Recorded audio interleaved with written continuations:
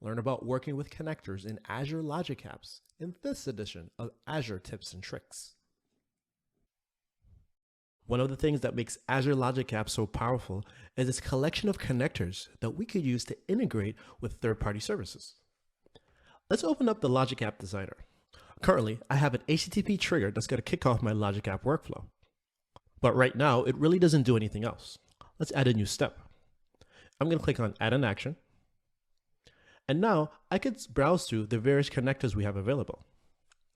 For this one, I'm going to search for Twitter. I'm going to select the Twitter connector.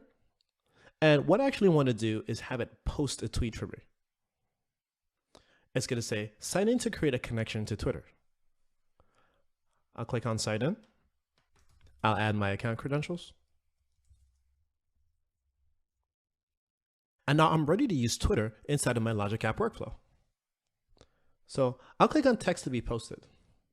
Notice it says the message schema. Well, this variable is actually coming from our HTTP request.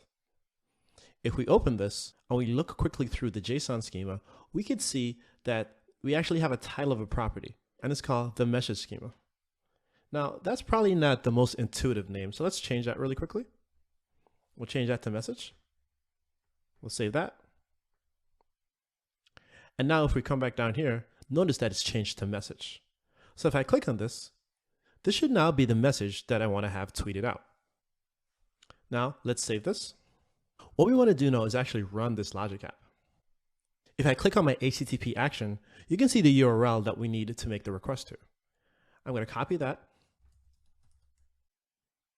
And now I'm going to open my Postman tool that I'm going to use to make a request. I'm going to create a new request, paste in the URL. I'm going to set this to post. I'm going to go to the body, set it to raw, change it to JSON, and now I need to put a message in here. I'll say message, hello from Azure Logic Apps. Now I'll send the request. Notice here at the bottom it says 202 accepted. So that means that my request should have gone through. Let's see what happens if I actually go to my Twitter account. Notice here it says, hello from Azure Logic Apps. So that means that my request actually worked. And that's how you could use connectors to easily integrate with third-party services inside of your Azure Logic Apps workflow.